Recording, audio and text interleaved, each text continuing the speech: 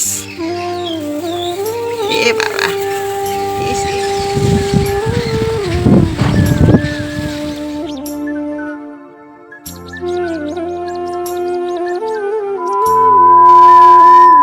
ঘুম থেকে উঠেই তো আমার মাথায় হাত, এ কি অবস্থা। সো হ্যালো এভরিওয়ান, আশা করছি তোমরা সবাই খুব ভালো আছো আর তোমাদের ভালোবাসার আশীর্বাদে আমরাও কিন্তু এখন অনেক অনেক ভালো আছি।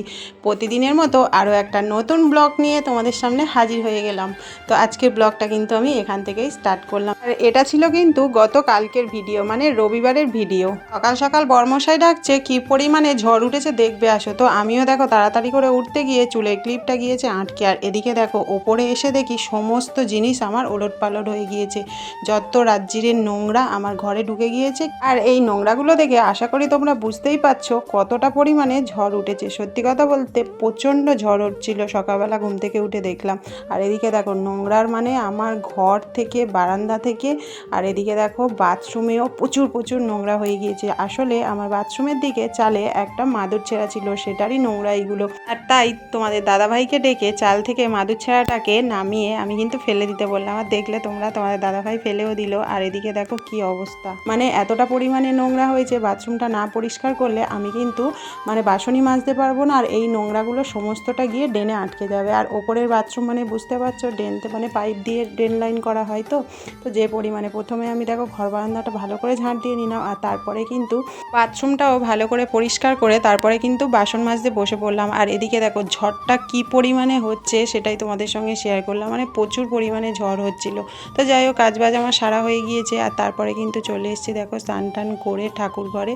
আর আজকে সমস্ত কাজ আমার গুলিয়ে গিয়েছে, কারণ হচ্ছে এদিকে কারেন্ট চলে গিয়েছে আর পাম্পেও জল নেই। তো কি করব, সেই কারণে কিন্তু আমার অনেক কাজ গুলিয়ে গিয়েছে। তো ফাইনালি দেখো আমি তো পুজো কমপ্লিট করে ফেললাম। আর এদিকে দেখো কাল রাতে কেউ খায়নি, যে কারণে আমার এত রুটি আর হচ্ছে ছোলার ডাল করেছিলাম সেগুলো পুরোটাই কিন্তু থেকে গিয়েছে। শুধুমাত্র মা আর আমি খেয়েছিলাম, মানে আমার মা শাশুড়ি এসছে খাইনি, আমার ছেলে আমার বর কেউই খায়নি। আসলে বাজারে ওই যে হরিনাম হচ্ছে ওখানে ভোগ খাওয়ার ছিল, সেটাই কিন্তু ওরা খেয়ে এসছে। আর সেটাই ভাবলাম সকালে এগুলোকে গরম করে এগুলোই আজকে টিফিনে সবাই মিলে খেয়ে নেব। তো দেখো ফাইনালি আমার তো চাও হয়ে গিয়েছে আর ছোলার ডালটাও একটু গরম করে নিলাম। তো তারপরে সবাই মিলে টিফিনটা করে নিলাম। আর একটা কথা কি বলো তো, যারা পাম্পের জল ইউজ করে তাদের কিন্তু সত্যিই কারেন্ট না থাকলে অনেক প্রবলেম হয়। যারা উপরে থাকে তারাই জানে কতটা পরিমাণে প্রবলেম হতে পারে। নিচে সত্যি কথা বলতে কল আছে, কিন্তু ওই যে জল টেনে টেনে এনে কাজ করাটা কতটা যে সমস্যা সেটা যার করতে হয় সেই জানে। তোমাদের দাদা ভাইয়ের ওপর তো ভীষণ রেগে গিয়েছিলাম আমি বলি তুমি সকালে কেন পাম্প চালাওনি, ঝড় ওঠার আগে কেন পাম্প চালাওনি, এইসব নিয়ে ভীষণ একজন ঝগড়াঝাটি হয়ে গিয়েছে আর কি। আর সত্যি কথা বলতে কি বলো তো, এখন বাজে একটা, সবে আমি ভাত বসাচ্ছি, কারণ ওই যে বললাম কারেন্ট নেই আর হচ্ছে জলও ছিল না। একটার সময় কারেন্ট আসতে জল তুলে তবে আমি ভাত বসালাম। আর সত্যি কথা বলতে আরও একটা কারণে এত বেলা করে ভাত বসালাম, আমি আর মা খাবো। ওদিকে তোমাদের দাদা ভাই, আমার ছেলে, মা শাশুড়ি সবাই ওই মন্দিরে আজও ভোগ খেতে যাবে, তাই আমি একটু লেট করেই কিন্তু রান্নাটা বসালাম। তো ফাইনালি আমি ভাত বসিয়ে দিয়ে এসে মনটা খুব খারাপ, ওই জন্য শুয়ে শুয়ে একটু হচ্ছে কান্না করে ফেলেছিলাম। তো সেটাই আমার ছেলে ভিডিও করে নিয়েছে। তো ফাইনালি দেখো আমার ভাত হয়ে গিয়েছে, আর এখানে দেখো মাকে ভাত দিয়ে দিচ্ছিলাম। তো অনেক কিছুই কিন্তু ভাতে দিয়েছিলাম, পটল সিদ্ধ, বেগুন সিদ্ধ, ঢ্যাঁড়স সিদ্ধ, ডিম সিদ্ধ, আলু সিদ্ধ, উচ্ছে সিদ্ধ। তো এগুলো মার জন্য দিয়েছিলাম, আর আমার জন্য ডিম সিদ্ধ দিয়েছিলাম, আর একটু ঢ্যাঁড়স সিদ্ধ। ঢ্যাঁড়স সিদ্ধ আমার কিন্তু সব থেকে ফেভারিট খাবার, জানো তো। তো তোমরা কারা কারা ঢ্যাঁড়স সিদ্ধ খেতে ভালোবাসো অবশ্যই করে কিন্তু কমেন্ট করো। আর এই প্রথমবার এবছরে আমি ঢ্যাঁড়স সিদ্ধ খেলাম, মানে ঢ্যাঁড়স সিদ্ধ দিয়ে ভাত খেলাম আর কি।